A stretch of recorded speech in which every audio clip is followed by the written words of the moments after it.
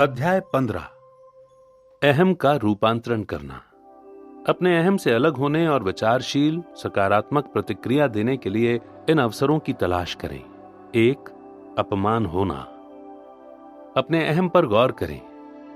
सामने वाले की नकारात्मकता के बारे में व्यापक दृष्टिकोण रखें और अपमान पर नहीं बल्कि स्थिति पर प्रतिक्रिया दें। 2. बधाई या प्रशंसा मिलना।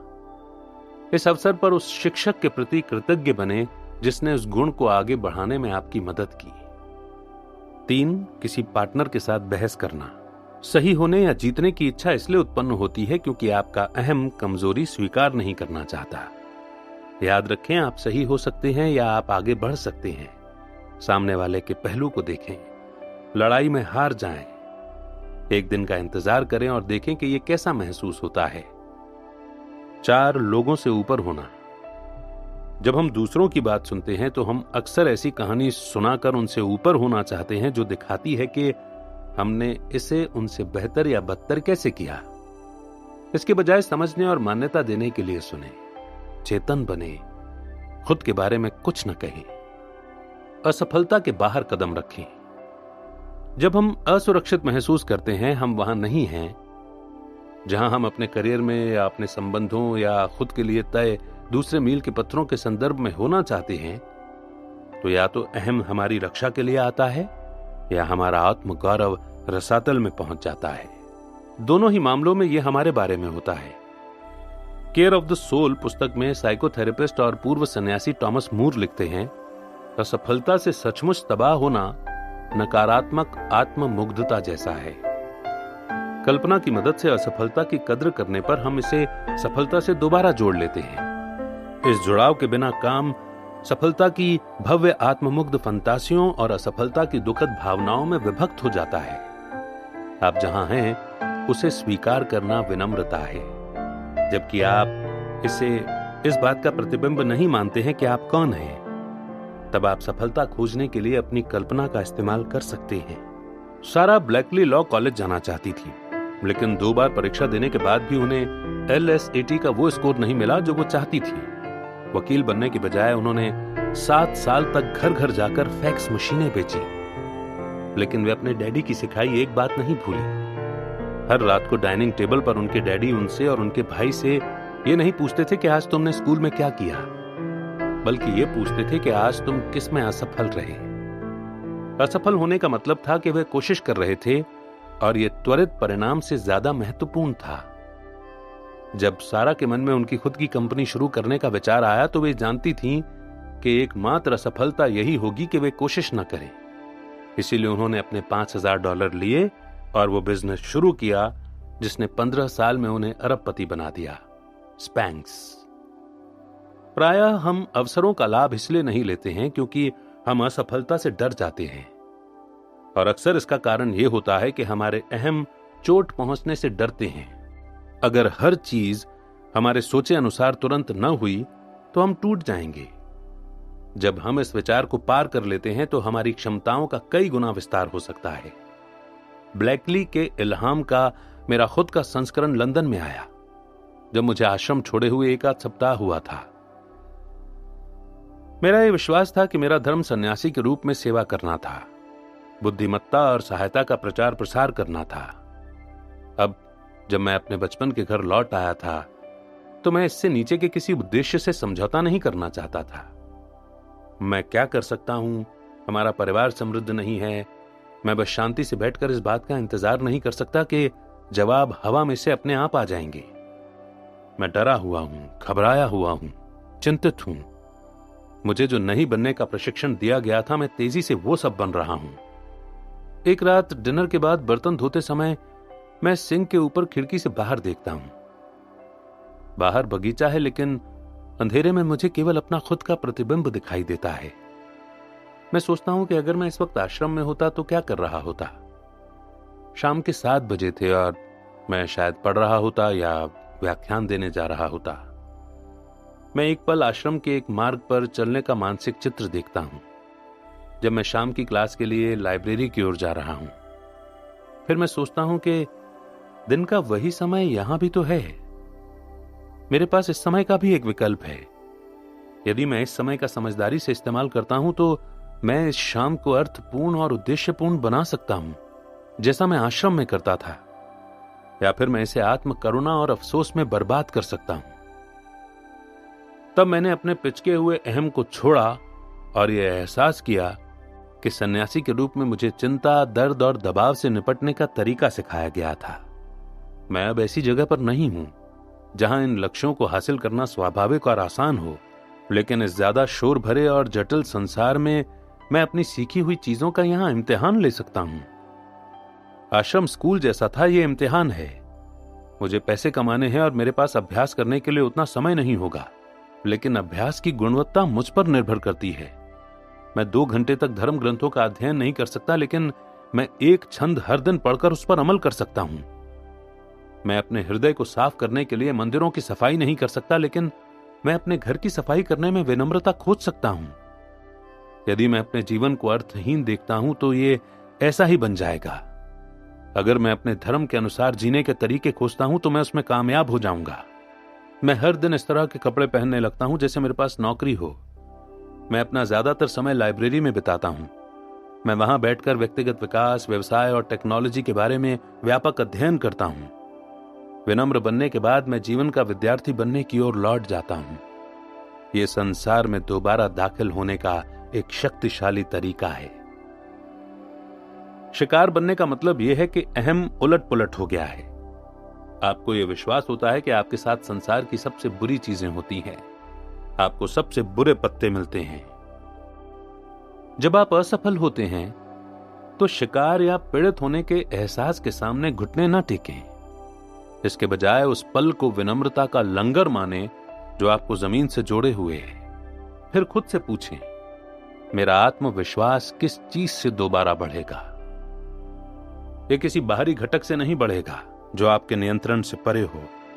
मैं इस बात को नियंत्रित नहीं कर सकता कि कोई मुझे नौकरी देगा या नहीं, लेकिन मैं अपने असली स्वरूप में रहने और अपनी प्रिय चीजों को करने के तरीके पर ध्यान केंद्रित कर रहा था। मैं जानता था कि इससे मेरा आत्मविश्वास बढ़ जाएगा। अहम नहीं, आत्मविश्वास बढ़ाएं। विडंबना यह है, अगर आपने कभी नाटक किया है कि आप कोई चीज जानते हैं तो आपको शायद यह पता चला होगा कि अक्सर आत्मविश्वास का नाटक करने और घमंड को पोषण देने में भी ऊर्जा की उतनी ही मात्रा लगती है जितनी की मेहनत करने, अभ्यास करने और सच्चा आत्मविश्वास हासिल करने में लगती है। विनम्रता आपको अपनी शक्तियों और कमजोरियों को स्पष्टता से देखने की अनुमति देती है ताकि आप काम कर सकें, सीख सकें और विकास कर सकें। आत्मविश्वास और उच्च आत्मगौरव आपको अपने वर्तमान स्वरूप में खुद को स्वीकार करने में मदद करते हैं। विनम्र, अपूर्ण लेकिन प्रयासरत। फूले हुए अहम और स्वस्थ आत्मगौरव में घालमेल न करें। अहम चाहता है कि हर कोई आपको पसंद करे। उच्च आत्मगौरव को इससे दिक्कत नहीं होती कि हर व्यक्ति आपको पसंद नहीं करता। अहम सोचता है कि ये हर चीज जानता है। आत्मगौरव सोचता है कि ये किसी से भी सीख सकता है। अहम खुद को साबित करना चाहता है। आत्मगौरव खुद को व्यक्त करना चाहता है। अहम डरता है कि लोग क्या कहेंगे। आत्मगौरव लोग जो कहते हैं उसे फिल्टर करता है। अहम दूसरों से तुलना करता है। आत्मगौरव स्वयं से तुलना करता है। अहम खुद को साबित करना चाहता है। आत्मगौरव अपने वास्तविक स्वरूप में रहना चाहता है। अहम हर चीज जानता है। आत्मगौरव किसी से भी सीख सकता है। अहम शक्तिशाली होने का नाटक करता है। आत्मगौरव असुरक्षित रहने में दिक्कत नहीं होती। अहम चाहता है कि लोग उसका सम्मान करें। आत्मगौरव स्वयं का और दूसरों का सम्मान करता है। ये टेबल और इसमें दिए गए पॉइंट्स, इनका इस्तेमाल आपके आत्मविश्वास को बढ़ाने की मार्गदर्शिका के रूप में भी किया जा सकता है। यदि आप गौर से देखते हैं तो आपको दिख जाएगा कि आप जो स्व जागरूकता विकसित कर रहे हैं वो विनम्रता और आत्मगौरव के आपस में गुथे हुए गुणों को बढ़ाती है।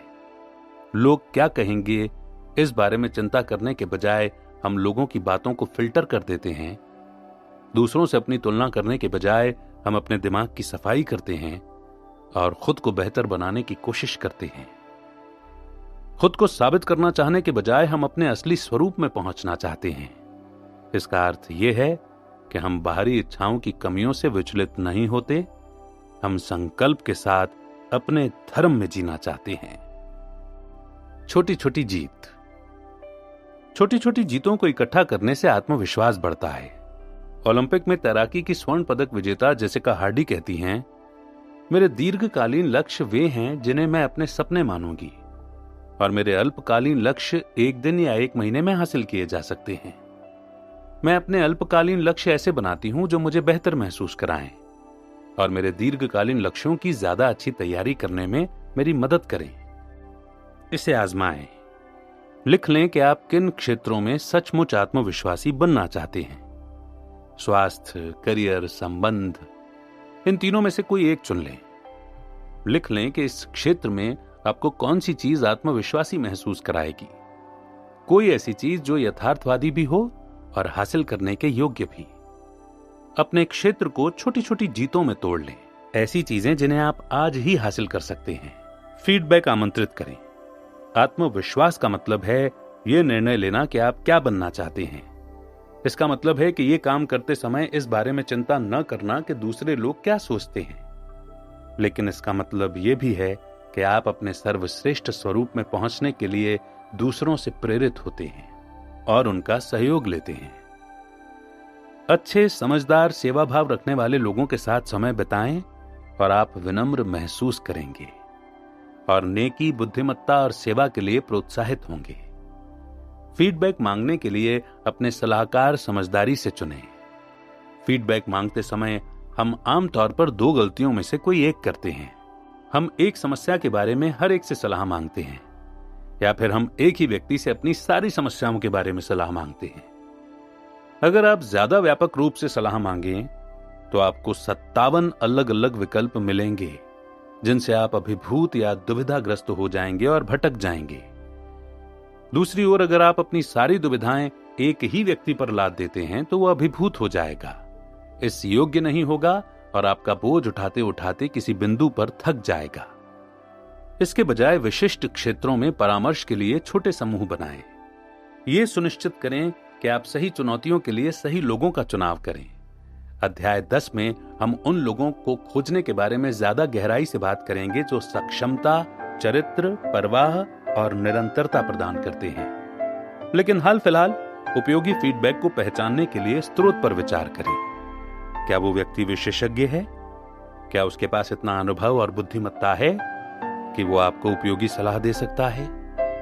यदि आप अपने सलाहकार समझदारी से चुनते हैं तो आपको जब जरूरत होगी तब सही मदद मिलेगी और आपका वहां पर स्वागत भी होगा। सन्यासी नीति यह है कि आप अपने गुरु, साधु और शास्त्र की ओर देखें।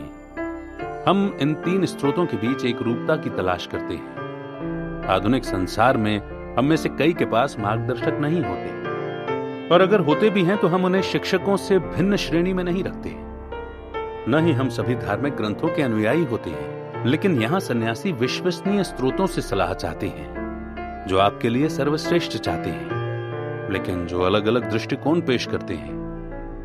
उन लोगों में से चुनाव करें जो आपके भावनात्मक स्वास्थ्य की सबसे ज्यादा परवाह करते हैं। अक्सर मित्र, परिवार और जो गुरु का काम करते हैं, वे जो आपके बौद्धिक विकास और अनुभव को प्रोत्साहित करते हैं। ये मार्गदर्शक या शिक्षक हो सकते हैं, साधु के रूप में काम कर सकते हैं, और वे जिनके जीवन मूल्य और संकल्प आपके समान हो, धार्मिक मार्गदर्शक या वैज्ञानिक तत्व जो शास्त्र का काम करते हैं। हमेशा अप्रत्याशित फीडबैक के बारे में सतर्क रहें। ज्यादातर उपयोगी फीडबैक बिना मांगे मिलता है, गैर इरादतन भी। आप पर लोगों की गैर शाब्दिक प्रतिक्रिया कैसी होती है उस पर करीबी ध्यान देकर अहम को नियंत्रित करें। क्या उनके चेहरे के भाव कौतूहल दिखाते हैं या फिर बोरियत दिखाते हैं? क्या वे चिड़चिड़े हैं, आंदोलित और थके हुए दिखते हैं? इंट्रीग या बोरियत दिखाती हैं? यहां एक बार फिर सामंजस्य या एक रूपता की तलाश करें। जब आप किसी विषय पर बात करते हैं तो क्या कई अलग अलग लोगों को जम्हाई आने लगती है? इसे उनका फीडबैक माने और इसका विश्लेषण करें। जब लोग अपने विचार बताएं तो हमें सावधानी और समझदारी से चुनना चाहिए कि हम किनका अनुसरण करेंगे। अहम ये विश्वास करना चाहता है कि यह सबसे ज्यादा जानता है, इसलिए यह तुरंत ही फीडबैक को आलोचना के रूप में खारिज कर देता है। इसका दूसरा पहलू यह है कि पिचका हुआ अहम भी वहां भी आलोचना देख लेता है जहां यह होती नहीं है। यदि आपकी नौकरी के आवेदन पर यह जवाब मिलता है कि माफ करें, हमारे पास बहुत से आवेदन हैं, तो यह उपयोगी फीडबैक नहीं है। इसीलिए क्योंकि यह आपको आपके बारे में कुछ भी नहीं बताता है। इन बाधाओं से निपटने का मार्ग फीडबैक को फिल्टर करना है। आलोचना करने के बजाय चिंतन मनन करें, जिज्ञासु बने। ये नाटक न करें कि आप सब कुछ समझते हैं। ऐसे सवाल पूछें जिनसे सामने वाले की बात पूरी तरह से स्पष्ट हो जाए। ऐसे सवाल पूछें जिनसे आपको बेहतरी की दिशा में व्यवहारिक कदम उठाने में मदद मिले। कोई व्यक्ति भलमन साहस से आलोचना कर रहा है या नहीं, इसकी जांच करने के लिए इस बात पर गौर करें कि क्या वो आपके विकास में निवेश करने का इच्छुक है। क्या वो सिर्फ एक समस्या या कमजोरी बता रहा है, या वो परिवर्तन करने में आपकी मदद करना चाहता है। परिवर्तन में अगर वो खुद मदद नहीं कर रहा है तो भी क्या वो आगे बढ़ने के तरीके सुझा रहा है। फीडबैक मांगते और पाते समय यह सुनिश्चित करें कि आप ये जानते हो कि आप कैसा विकास करना चाहते हैं। प्रायः फीडबैक आपको यह नहीं बताता है कि किस दिशा में जाना है। ये तो आपको बस अपनी राह पर आगे की तरफ धकेलता है। आपको अपने खुद के निर्णय लेने और फिर उन निर्णयों पर काम करने की जरूरत होती है। ये 3 कदम, फीडबैक मांगना, मूल्यांकन करना और उस पर प्रतिक्रिया करना, आपके आत्मविश्वास और स्व जागरूकता को बढ़ा देंगे। इसे आजमाएं। उपयोगी फीडबैक हासिल करें। एक क्षेत्र चुनें जिसमें आप बेहतर बनना चाहते हैं। यह वित्तीय, मानसिक, भावनात्मक या शारीरिक हो सकता है। किसी ऐसे व्यक्ति को खोजें जो उस क्षेत्र में विशेषज्ञ हो और उससे मार्गदर्शन मांगे। स्पष्ट करने के लिए निश्चित सवाल पूछें। यह भी पूछें कि उसके मार्गदर्शन को आपकी स्थिति में व्यवहारिक रूप से कैसे लागू करना है। नमूने के प्रश्न: क्या आप सोचते हैं कि यह मेरे लिए यथार्थवादी रास्ता है? टाइमिंग के मामले में क्या आपकी कोई सलाह है? क्या यह ऐसी चीज है जो आपके हिसाब से दूसरों ने मुझ में देखी होगी? क्या कोई ऐसी चीज है जिसमें रिट्रोएक्टिव रिपेयर या माफी या रिवीजन की जरूरत है? या ये इस बारे में सलाह है कि आगे कैसे बढ़ना है? आप जो सलाह दे रहे हैं उसमें कौन से जोखिम हैं?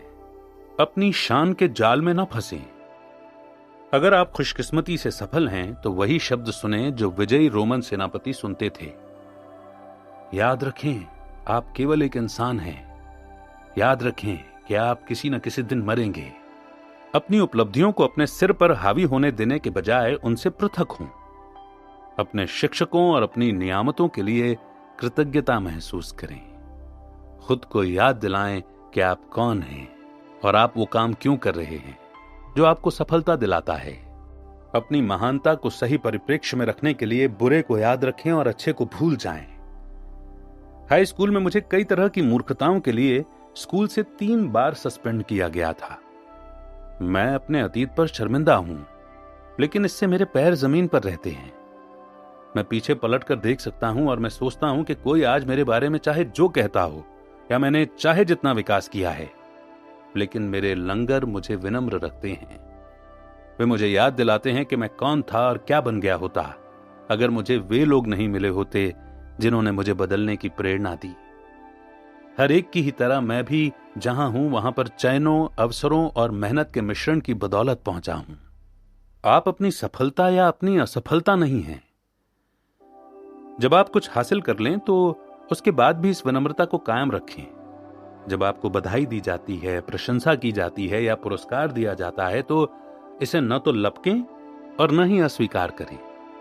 उस पल शालीन रहें और बाद में खुद को याद दिलाएं कि आपने कितनी कड़ी मेहनत की थी और उन त्यागों को पहचानें जो आपने किए थे। फिर खुद से पूछें कि उस योग्यता को विकसित करने में किसने आपकी मदद की थी। अपने माता पिता, अपने गुरुओं, अपने मार्गदर्शकों के बारे में सोचें। आप आज जो हैं, आपको वो बनाने के लिए किसी ने अपने समय, धन और ऊर्जा का निवेश किया था। उन लोगों को याद करें और धन्यवाद दें जिन्होंने आपको वो योग्यताएं दी जिनके लिए आपको आज प्रशंसा या मान्यता मिल रही है। उन्हें सफलता का श्रेय देने से आप विनम्र बने रहते हैं। सच्ची महानता। आपको दूसरों की तुलना में छोटा महसूस नहीं करना चाहिए, लेकिन आपको अपने लक्ष्यों की तुलना में छोटा महसूस करना चाहिए। सफलता के बाद विनम्र रहने की मेरी खुद की नीति लक्ष्यों के पार चलते रहना है। सफलता का पैमाना संख्याएं नहीं है, ये तो गहराई है। सन्यासी इस बात से प्रभावित नहीं होते कि आप कितने ज्यादा समय तक ध्यान लगाते हैं। हम पूछते हैं कि आप कितनी गहराई तक गए। ब्रूस ली ने कहा था, मुझे उस व्यक्ति से डर नहीं लगता जिसने 10,000 किक्स का एक एक बार अभ्यास किया हो, लेकिन मुझे उस व्यक्ति से डर लगता है जिसने एक ही किक का 10,000 बार अभ्यास किया हो। हम चाहे जो हासिल कर लें, हम ज्यादा बड़े पैमाने और गहराई तक जाने का लक्ष्य बना सकते हैं। मैं घमंडी पैमानों की चिंता नहीं करता। मैं अक्सर कहता हूं कि मैं बुद्धिमत्ता को वायरल करना चाहता हूं, लेकिन मैं इसे अर्थपूर्ण बनाना चाहता हूं। मैं अंतरंग संबंध खोए बिना बहुत सारे लोगों तक कैसे पहुंच सकता हूं? जब तक पूरा संसार स्वस्थ और खुश नहीं हो जाता, तब तक मेरा काम पूरा नहीं होता है। ज्यादा ऊंचा लक्ष्य बनाने, खुद से आगे, अपने समुदाय, अपने देश, अपने ग्रह तक, इससे आप विनम्र बने रहते हैं। इस एहसास से भी आप विनम्र बने रहते हैं कि आपका चरम लक्ष्य हासिल नहीं हो सकता। सचमुच विनम्रता का हमारा लक्ष्य हासिल नहीं हो सकता। जिस पल आप महसूस करते हैं कि आप सफल हो गए हैं, आप दोबारा यात्रा शुरू कर रहे हैं। यह विरोधाभास कई चीजों के मामले में सच है। अगर आप सुरक्षित महसूस करते हैं तो उस वक्त आप सबसे ज्यादा असुरक्षित होते हैं। अगर आप अजेय महसूस करते हैं तो उस वक्त आप सबसे कमजोर होते हैं। आंद्रे जिदे ने कहा था, उन लोगों पर विश्वास करो जो सत्य की तलाश करते हैं। उन लोगों पर शक करें जिन्होंने इसे पा लिया है। अक्सर जब आप नेक काम करते हैं तो आप अच्छा महसूस करते हैं। आप अच्छी तरह जीते हैं और आप कहने लगते हैं, मुझे ये मिल गया। लेकिन उसी समय आप गिर जाते हैं। अगर मैं यहां बैठकर कहूं कि मुझ में कोई अहम नहीं है तो यह सरासर झूठ होगा। अपने अहम से उबरना उपलब्धि नहीं बल्कि अभ्यास है। असली महानता वो है जब आप दूसरों को सिखाने के लिए अपनी खुद की उपलब्धियों का इस्तेमाल करते हैं और वे सीखते हैं कि दूसरों को कैसे सिखाना है। इस तरह आपने जो महानता हासिल की है वो कई गुना फैल जाती है। उपलब्धि को स्टेटस के रूप में न देखें। इसके बजाय आप दूसरों के जीवन में जो भूमिका निभाते हैं उसे सबसे मूल्यवान मुद्रा मानें। जब आप अपने स्वप्न का विस्तार करते हैं तो आपको एहसास होता है कि जिन लोगों के पास सब कुछ है उन्हें भी सेवा में ही सबसे ज्यादा संतुष्टि मिलती है।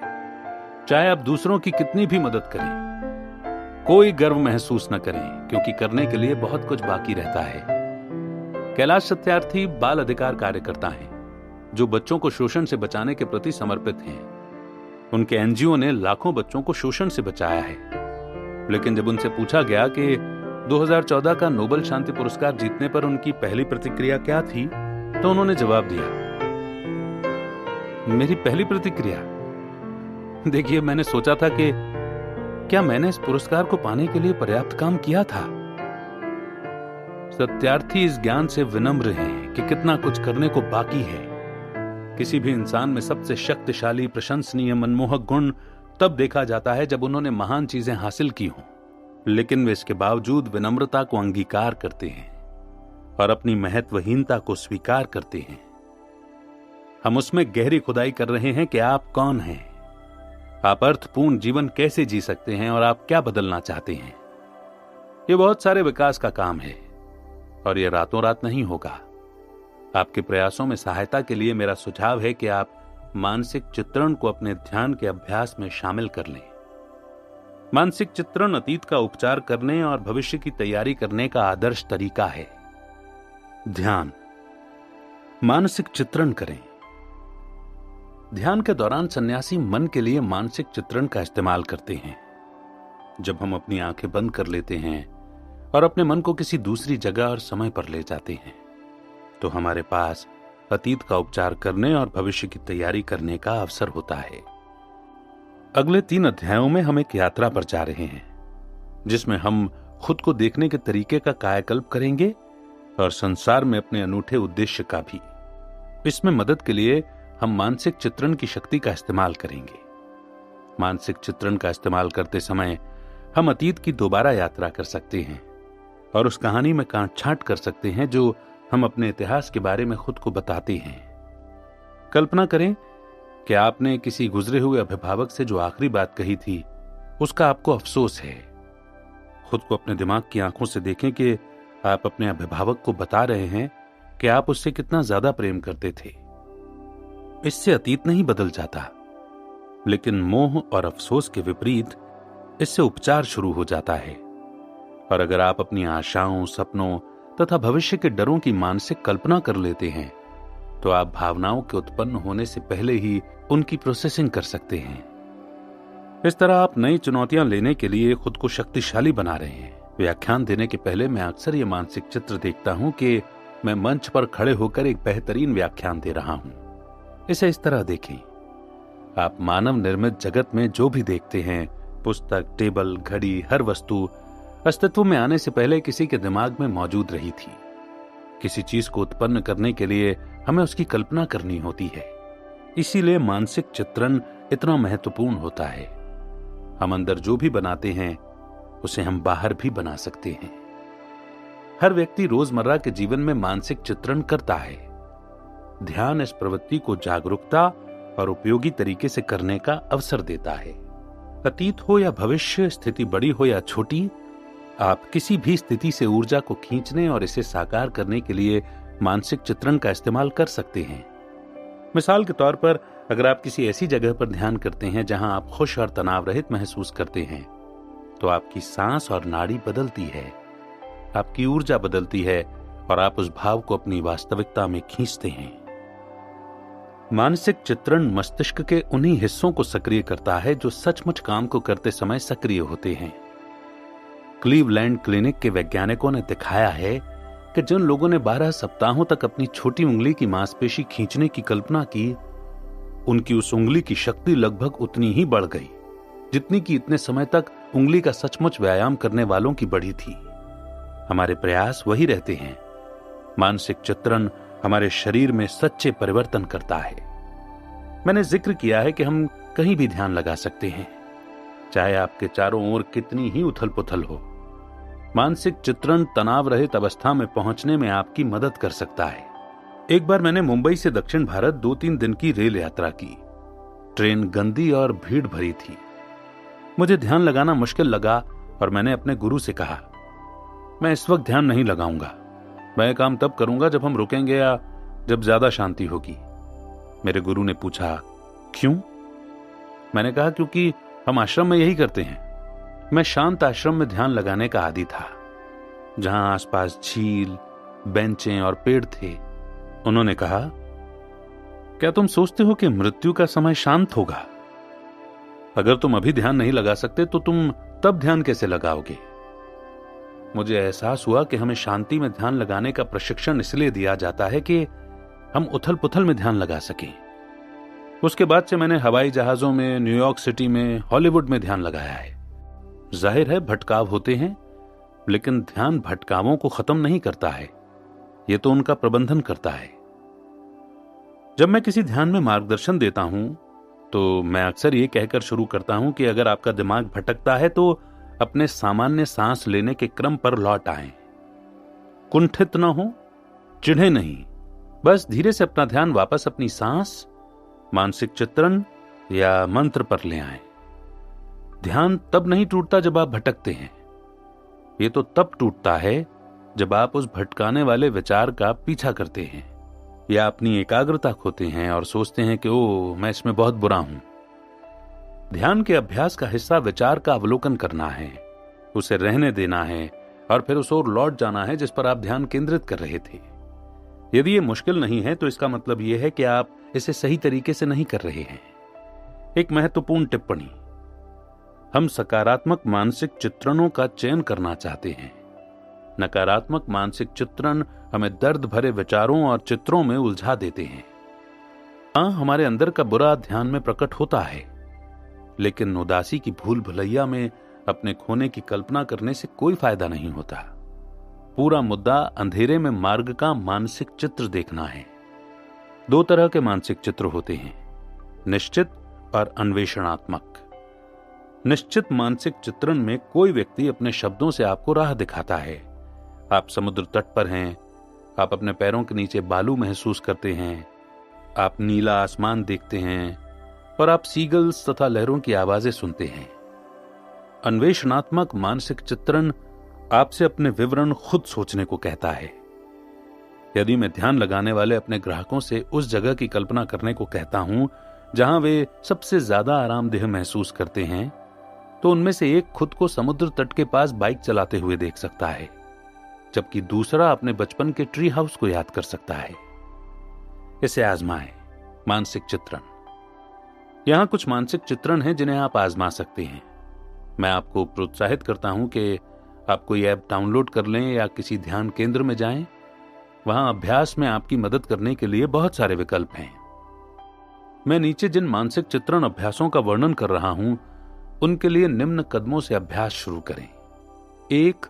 आरामदेह स्थिति खोजें। कुर्सी पर बैठ जाएं, गद्दी लगाकर सीधे बैठें या लेट जाएं। 2. अपनी आंखें बंद कर लें। 3.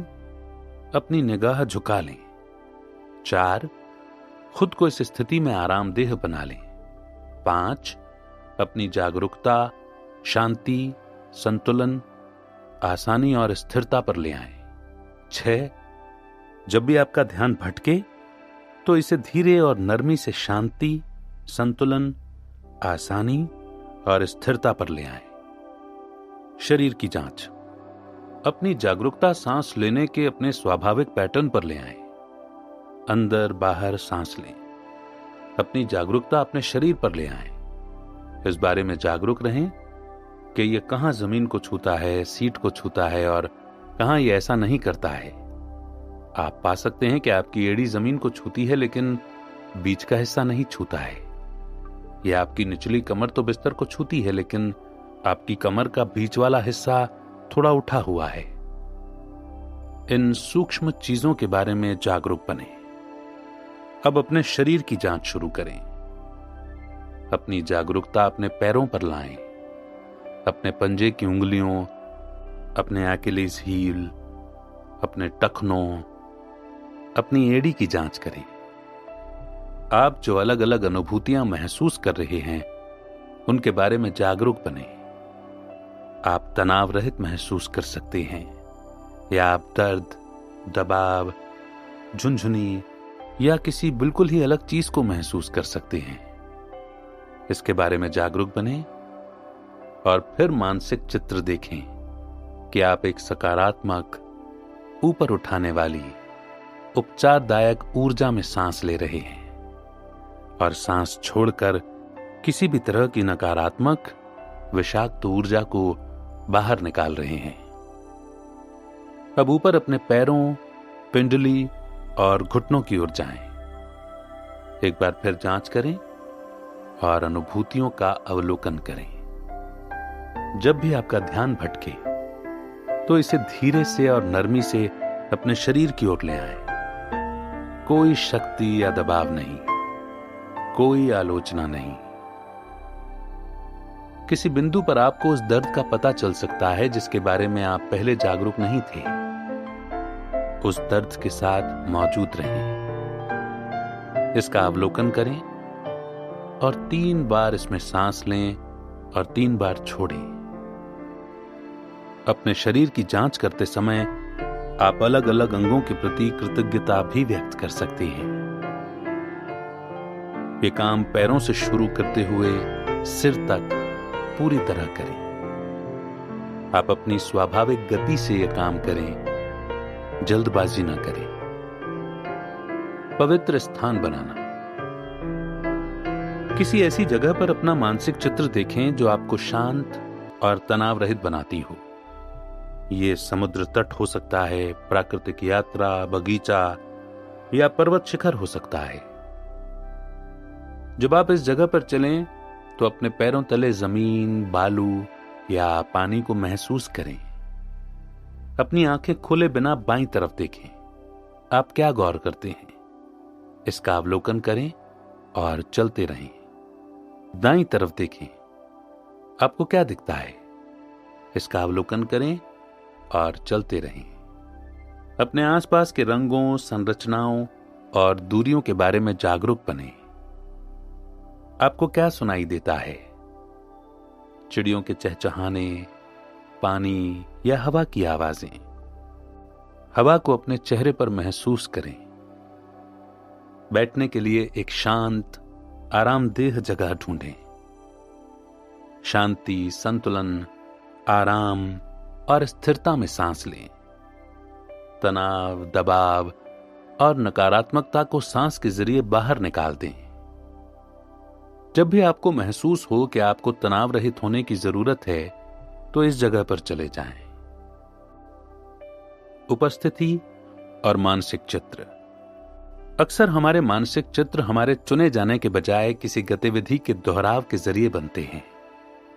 किसी पल को स्मृति में बदलने के लिए मानसिक चित्रण का इस्तेमाल किया जा सकता है। किसी स्मृति को बनाने या खुशी, आनंद और उद्देश्य को जकड़ने के लिए इस मानसिक चित्रण का इस्तेमाल करें। इसका इस्तेमाल किसी पुरानी स्मृति से गहराई से जुड़ने, उस समय और जगह पर लौटने के लिए भी किया जा सकता है जब आपने आनंद, खुशी और उद्देश्य को महसूस किया था। यदि आप कोई स्मृति उत्पन्न कर रहे हैं तो अपनी आंखें खुली रखें। यदि आप दोबारा जुड़ रहे हैं तो उन्हें बंद कर लें। मैं तनाव विरोधी तकनीक का इस्तेमाल करता हूं, जिसे 5, 4, 3, 2, 1 कहा जाता है। हम 5 चीजें खोजने जा रहे हैं जिन्हें आप देख सकते हैं, 4 चीजें जिन्हें आप छू सकते हैं, 3 चीजें जिन्हें आप सुन सकते हैं, 2 चीजें जिन्हें आप सूंघ सकते हैं और 1 चीज जिसका आप स्वाद ले सकते हैं। सबसे पहले 5 चीजें खोजें जिन्हें आप देख सकते हैं। एक बार आपको जब वे मिल जाएं, तो एक समय में एक चीज पर ध्यान दें और एक के बाद एक उन पर एकाग्र हों। अब 4 चीजें खोजें जिन्हें आप छू सकते हैं। कल्पना करें कि आप उन्हें छू रहे हैं और महसूस कर रहे हैं। अलग अलग संरचनाओं पर गौर करें। अपनी एकाग्रता एक से दूसरी चीज पर ले आएं। 3 चीजें खोजें जिन्हें आप सुन सकते हैं। अपनी एकाग्रता एक से दूसरी चीज पर ले जाएं। 2 चीजें खोजें जिन्हें आप सूंघ सकते हैं। क्या ये फूल है? क्या ये पानी है? क्या ये कुछ नहीं है? अपनी एकाग्रता एक से दूसरी चीज पर ले जाएं। एक चीज खोजें जिसका आप स्वाद ले सकते हो। अब आपने हर इंद्रिय पर काम कर लिया है, इसीलिए खुशी और आनंद में सांस लें। इसे अपने शरीर के भीतर ले जाएं। इससे आपको जैसा महसूस होता है, उसकी प्रतिक्रिया में स्वाभाविक रूप से मुस्कुराएं। अब आपने इस पल को हमेशा के लिए जकड़ लिया है और आप मानसिक चित्रण के जरिए किसी भी समय यहां जा सकते हैं।